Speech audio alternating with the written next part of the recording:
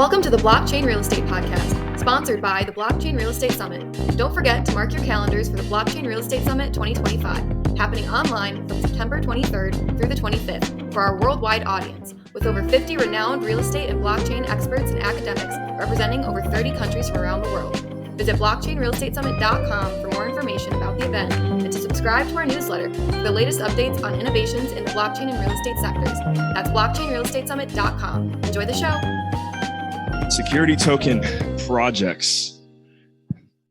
Wow. Well, actually, why don't we do the stories first? I'd like to hear the storyline, the story of Liberty Fund and the story of EquityCoin. I've heard the Liberty Fund one a few times. It's classic. But we'll start with our guest. Yep. All right, great. Well, I just want to say, look, this is my first speaking engagement since COVID, Awesome. And I'm hyped up to be here. So All right. I'm excited.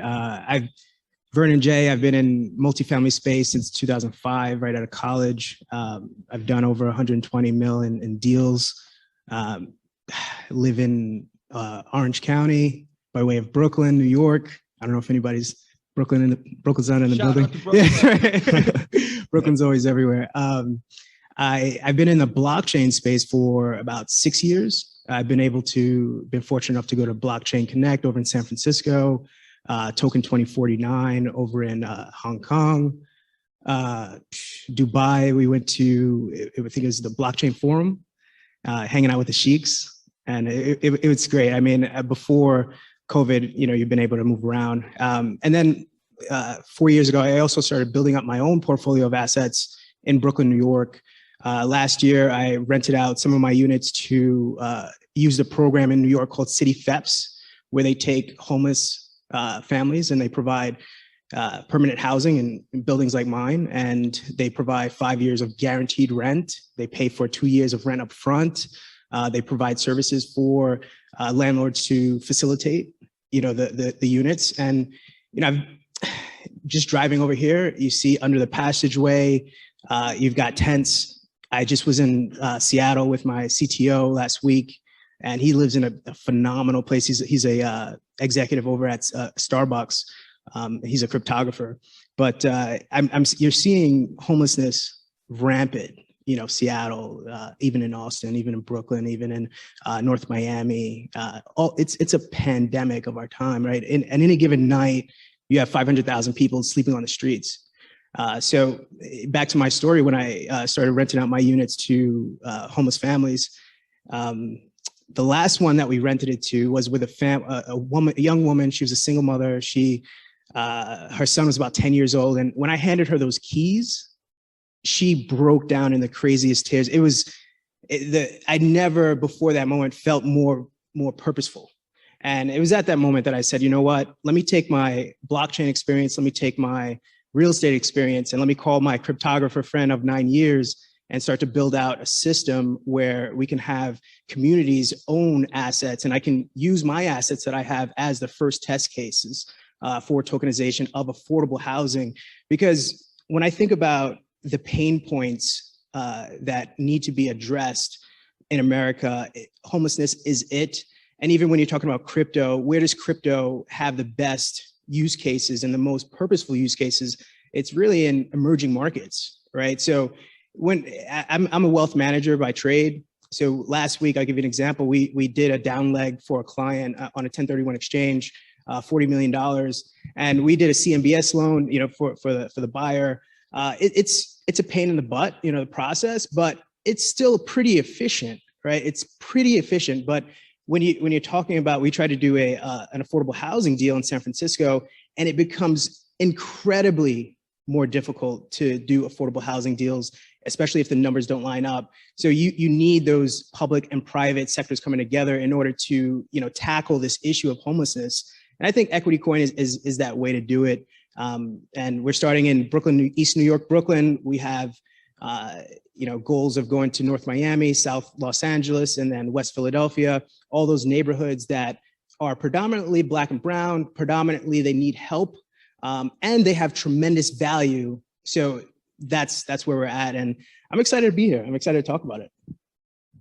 Awesome. Thank you, Vernon. Actually, so how did you and Michael first get connected? What's the connection there? So my secretary did a search and found the Blockchain Real Estate Summit. And I told her, look, find out who's running that and make it happen. And she did it. And I'm, shout out to Adriana. Hustling, man. Now you're on stage. That's awesome. Yeah.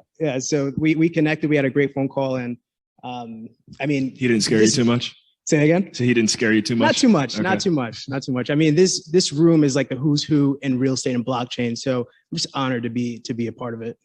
Happy to have you here. Thank you. Thank you for the background. And Michael, if you could kind of just shed some light on the inception of Liberty Fund, and then we'll dive in here.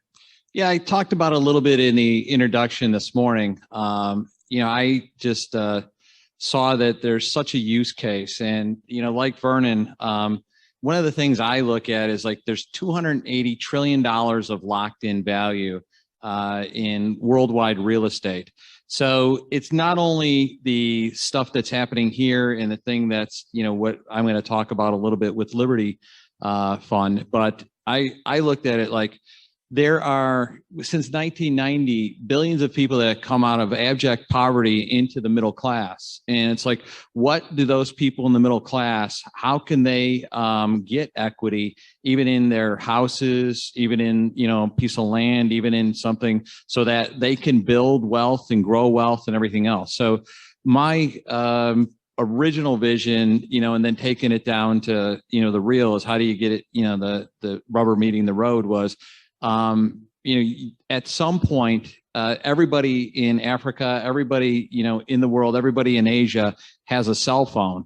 And at some point, they're going to be able to, buy, $10, buy $5, or of a, office building in Chicago, a shopping center in Los Angeles, or, invest in, EquityCoin and, do, low income housing type of thing. And so that's just going to be out there. I know, from personal experience that real estate is the world's most proven asset. What really, and there's a lot of, stock and securities guys here, and their marketing gimmick was mislabeling real estate to an alternative asset, but real estate is the original asset other than, cows and goats. But, so that was, taking a look at it. It's like, so how do we, get to there? It's like, well, the use case has to be done with super solid, super stable asset class. And my background is in retail real estate, and we've done portfolios of net lease properties. And if you look at the stability of net lease properties, down markets, up markets, but especially in down markets, people go to net lease properties because it's long-term leases with corporate tenants. And, some of these tenants that, we're investing with, I actually trust them better than U.S. Treasuries. I personally will take an Exxon or a Shell, to pay their, stuff versus, some of these.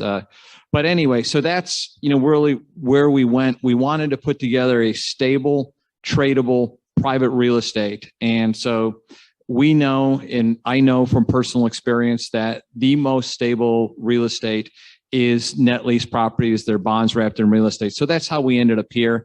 And, if we can run the gamut from this to my buddy John Pascal in the room is looking to do, hotels. There's all kinds of people here doing multifamily, for the future, this, conference and the way we did it, we're hoping that it's going to be a roadmap to get a lot more assets onto the blockchain. Yeah. And speaking of the specific asset class, and I'm going to have Vernon hand it back over to you here, Michael, but let's zoom in on the asset class and why you guys have kind of chosen to go in this direction. After hanging out with you a little bit, I've learned a lot about triple net lease assets, but could you just kind of elaborate some of the cool things that you like about triple net assets, Michael? And then we're going to get to affordable housing too. The thing I love about triple net leases and why they call them triple net is the tenants pay the taxes, the tenants pay the insurance, and the tenants pay the maintenance, and they pay your rent. And you get long-term leases. But the reason why it's triple net is those expenses net out to nothing but net income. So at the end of the day, you get net income. You don't have to deal with toilets. You don't have to deal with termites. And for the most part, you don't have to deal with the tenant because the tenant's got to take care of all the stuff on their own. So it's a beautiful way to own real estate, and that's why we love it. And affordable housing, I'm going to guess it's got a recession-resistant aspect to it as well. Yeah, so we had a big storm in New York. So during the break, I was dealing with toilets. I was dealing with with some damage that we had to our properties. But we do have to deal with that. But at the same time, I get guaranteed income, right? Because the government is paying me from Section 8, from city FEPs. During 2020, I was able to collect all of my rent from all of my units. And it was specifically because, the government is giving me that check every month. And even though Section 8 tenants, they pay a portion of the rent, these Section 8 vouchers, especially in LA and New York and Miami, they're like gold, right? These are golden tickets for, families who are looking to have a place to live. The last thing that they want to do is be in a position where they might end up homeless by not paying, $200 of a $2,400 unit. Right. So they did what they had to do to make sure that they stayed in the unit.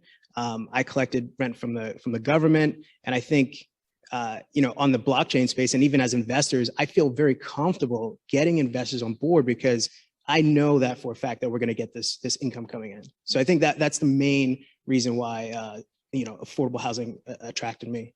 Awesome. And yeah, if you could elaborate, because I think this is a big piece as well, is, where do you find your investors? How do they find you? How do you grow your investor base? Because obviously it's a new concept. So I'm sure we'd all like to know what the big secret is. What have you found effective in regards to growing that? So our strategy is to get investors within those communities, within the prospective communities that we own properties, specifically because they've been left out, right? They've been completely left out. And, just being in the high-end real estate market for the last 10 years, kind of like my guy from the Aspen coin, he said, look, there's 20 guys and they all do the same deals and they just pass it around. I see that in the larger multifamily markets. You've got, probably way more than 20, but you've got this consortium of investors who are just, not letting outsiders in, right? So I think blockchain, it provides that opportunity for people within the communities, like East New York, which is, it's a community that needs help. These communities need help, but at the same time, within those communities, you do have people who are making $70,000, $80,000 a year who have a little bit of disposable income to invest. They're just not being presented with the opportunities, right? So this is our chance to educate, to get in the communities, to do community outreach. And that's why I've got my guy, Michael McConnell. He's doing a great job. It's like we hired a free cameraman here today, guys. Looking forward to the after movie. Director of community engagement. And he's out in the community making sure that we get those investors on board. Awesome. Thank you. And Michael, what have you found successful in regards to not only educating investors, but kind of just bringing them on board, attracting them to this new concept? I think the key thing is that, you heard it on some of the panels that, especially the liquidity panel. I think a lot of people, especially contact me and say, I want to do a token. I want to do a security token. I want to do this. And I think the key thing is you need to have your investors. It's basically like, crowdfunding, the crowdfunding platforms. When we originally started talking to them, I think, in like 2017 or 2018, they're like, well, it's much more successful if you bring your own investors. Like, well, why do I want to bring my own investors? If you're not getting the investors. But the key thing is that you need to have a fired up investor base. So if you are a real estate developer, a real estate sponsor and everything, you need to work on, your brand name and everything else. And as I was just telling my good friend, Whitney Sewell out there, he was asking, if you were going to do a single asset multifamily thing, how would you do it? And I said, as of this point, what I would do now is get my, offering documents and just say, we have the option to do a security token, but we don't have to do the security token. But this is the extra benefits. And we've talked to a lot of our investors the same way. They don't have to take the security token part. So if they're scared of the security token, they can just hold it as a traditional syndication. But I'm going to go back to say, you need to educate your investors. You need to have an investor base. And then the security token is the extra benefits for the investor. So that's why we're doing it, because we want to provide, a full spectrum that, not only can they invest in this cash flowing real estate, they're going to be great monthly cash flow, but we also did a deal with BlockFi so that if they want to, they can take their monthly distributions and as a USD stablecoin or Ethereum, and they can deposit those in BlockFi and get an extra 8% on their money. So there's all kinds of, once you get your money into a wallet, you own your assets. So that's the great thing is I look at blockchain as like the internet was the communications and the opening up of communications so that now I have employees that are working for me, in Bulgaria and Romania, in, the Philippines. And the blockchain is going to be the exact same thing with the transfer of value. So it's just going to be that you're going to be able to trade value. And I love the stuff that Stefan was saying, but it's like you're going to control your assets. You're going to own your assets. Your assets aren't going to be sitting off in a file cabinet. Your assets aren't going to be sitting in a bank account. You're going to have control of your assets. You can take your assets anywhere you are in the world. So that's what's exciting about the new financial system. Absolutely. And I had to make a little mental note there as well, because you gave him a mention, but our good friend Whitney Sewell, make sure you guys check out his podcast, The Syndication Show, top-notch show. And Michael was recently a guest on there as well. So handing it back to also the Real Estate Guy Show. And the Real Estate Guy Show. You can't, that one, they've been at it for over 20 years now. So a lot to learn. And another quick mention to Robert Helms, who helped me get ready for today. Thank you, Robert. So, but Michael, going to go to you and back to Vernon here. What's this is kind of the big domino question, what's the one big thing that you'd like to see happen for Liberty Fund between now and the end of 2021? Well, we're looking to, acquire assets. We're looking to, get, actually, putting out cash flow to investors and all the rest of that stuff. So the big domino, like I said, my biggest domino right now, not only is getting Liberty Fund up and off the ground and running and, cash flowing and all the rest of that good stuff. But the reason why we had this conference is so that more people, more investors out there, more sponsors start putting stuff on the blockchain and people see that it's a great use case. And then, at some point, nobody's going to say blockchain. They're just going to say, I've got a tradable private real estate, token, but right now, it is the technology. At some point in time, people aren't going to care. They're just going to say, I can do more things with this real estate now. Love it. Love it. And Vernon, for you, man, I see you nodding your head over there. What's your big goal, your big domino between now and the end of the year for just Equity to One? piggyback from what Michael said, I remember back in, I'm only 34, but I do remember when AOL was prominent and all these other internet companies, right? Remember there was an internet company surge. Now, if you're a company, you can be an internet company. You're just a company, right? So the same thing is going to happen with blockchain. There's so much buzz around being a blockchain company, but soon it's just going to be a regular company, right? Yeah, we're putting AI in our name so we get a bigger valuation. AI. Nice. But what's next for EquityCoin and our team? So I think I mentioned earlier today, my CTO is he's one of the executives over at Starbucks, and as a cryptographer. He actually helped Venmo build out their blockchain system a few years ago.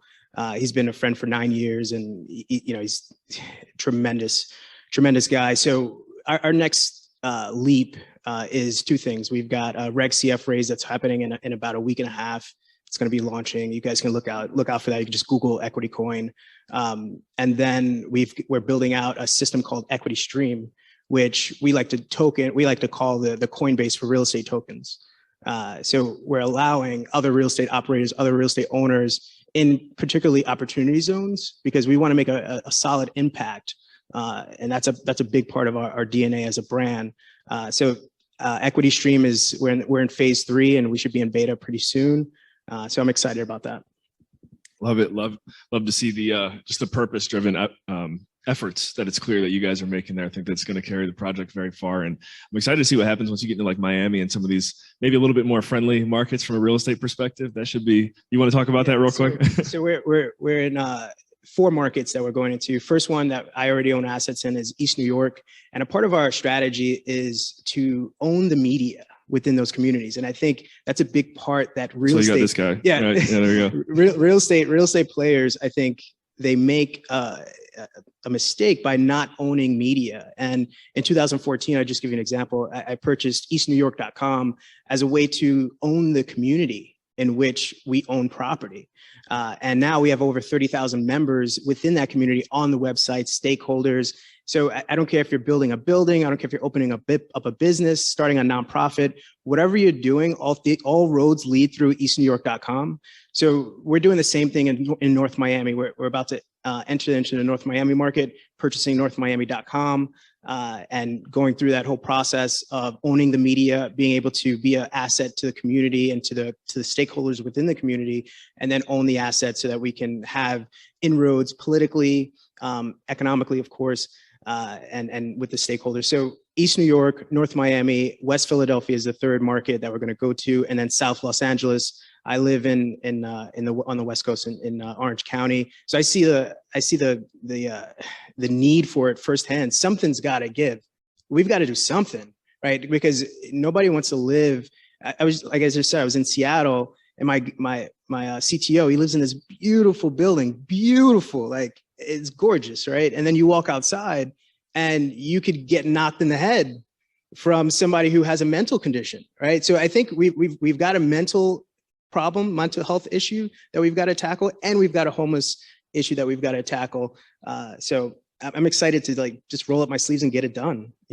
Do what I could do, at least. Love it, man. Love it. And we're going to wind it down here real quick. I was going to say, well, we can go Michael and then Vernon, but just a quick call to action for those with us here, joining live, and maybe even watch on the replay. If you could kind of just give one Michael Flight call to action. Okay, we'll save you save you for last. Go ahead, Vernon.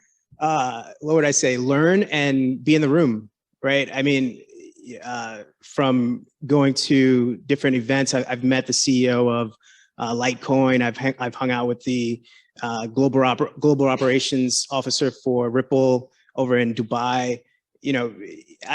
I'm not. Don't be afraid to get out there and shake hands. I was blessed to meet Mohsen. We had a call, and it's great to see him in person, right? We had a call a few months ago, and now we get to see each other in person, and it's a big difference.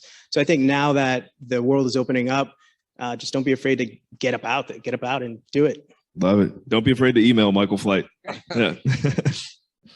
My call to action is that I truly believe that this is going to be groundbreaking. It's going to be, so I would just start learning right now. And as I said before, this is a roadmap. If you're here in the room or if you're on Zoom, look up the people that are on the website, use them as a resource. We tried to get some of the best people, in the United States, and we also, tried to get some people outside the United States here, and we're successful. These people are the actual people that are doing it, and there's other things too, but just start looking at it, just start, evaluating it, because even if you know just a little bit now, you're going to know a bunch more. And I would also suggest, because, the bad word in the room is crypto, but I would suggest that everybody at least try to buy a little Bitcoin, see how it works, get yourself a wallet, go through it, get comfortable with it, because, at some point, they are going to do a digital dollar. At some point, every, central bank currency is going to be digital. So just start, learning it now and, figuring it out. And I would also suggest figuring out, the blockchains and what they do. So we wanted to have Algorand because we have a relationship with Algorand, explain what they do, because that's going to be a big part of it. You've got, Bitcoin, which is kind of like digital gold. It's a store of value. And then you've got these other networks out there. I, liken them to an AT&T or something, but they're the AT&T of value transfer. So that would be Ethereum, Algorand, Tezos, Avalanche. Those type of networks are what everything is going to run on. And so that's really, you need to get comfortable with those. So I would just do a little bit of research on that. And, just start actually talking to, some of your accountants and your attorneys to see how you can put those into your documents if you're on the real estate, sponsor side. And if you're on the investor side and looking to invest in real estate, I would start looking at some of the people in here and seeing who's working with these people, because then that they know a little bit about what they're doing. Because as I said before, there is some scam artists out there. There's some people that are going to give the industry a bad name. So just do a little bit of research, and that would be my action items. And I also want to thank our sponsors again. We really love Accrue. We are so overjoyed that T0 was able to give us, a little bit about, what they're doing and, the work that they're doing. Algorand, we're thankful for, of course, Liberty Fund at libertyfund.io. And I also want to give a big shout out to Nicole with Valuable VA, because this whole thing wouldn't have happened without Nicole Olson. So let's give her a big round. Definitely. Where's Nicole? Yeah. Clap it up. Yeah. And also Oasis Pro Market. Oh, I'm sorry. Yeah, I forgot Pat Lavecchia, my buddy. So Oasis Pro Markets has been great. And yeah, thank you, Michael. All right, everyone, give it up for Vernon J and Michael Flight.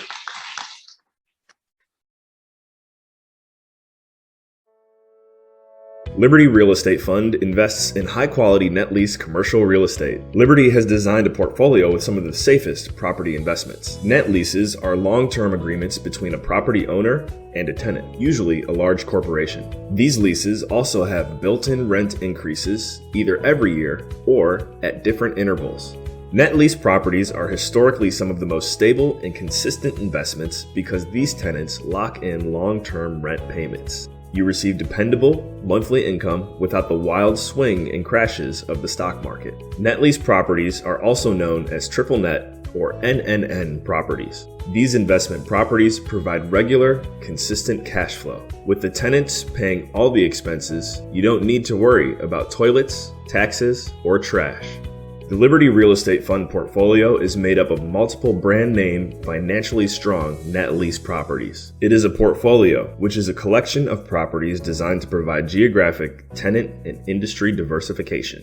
These properties are leased to brand name billion-dollar companies that pay the rent. Some of the targeted industries for Liberty Real Estate Fund are auto service, car washes, convenience stores with gasoline fueling service, dollar stores, drug stores, financial service providers, grocery stores and supermarkets, medical, dental, and veterinary services, telecom and mobile phone service locations. People and companies are moving from high-cost, high-tax, and heavily regulated states in the U.S. to lower-cost, low-tax, and lower red-tape states. These states are also warmer and sunnier during the winter. The population increases and employment opportunities create additional jobs and income, which increases the value of the properties located in these areas. The rents the tenants pay flows through to you, the investor, in the form of regular monthly income. The rents are typically guaranteed by major corporations, private equity funds, and regional franchise operators, making these investments similar to bonds wrapped in real estate.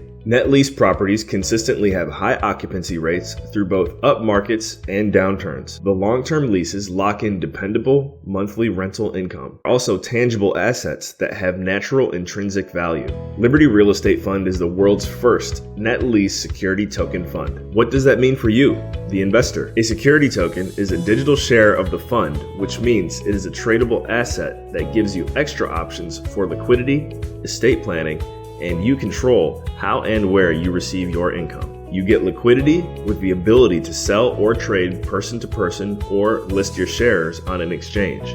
You get easier access to investments anywhere on the globe. You can choose to take your income in dollars, euros, or yen, and more revolutionary, you can receive your income in a blockchain-based stablecoin or Ethereum. You also have the ability to leverage with DeFi and BlockFi. Is it cryptocurrency? No. Real Estate Fund is a regulated securities offering issued in per the rule of the U.S. Securities Exchange Commission. The founders of Liberty Real Estate Fund have been in the real estate investment management business for more than 30 years. Visit libertyfund.io and click on the sign up button or email us at hello@libertyfund.io for more information or to schedule a call. Thank you.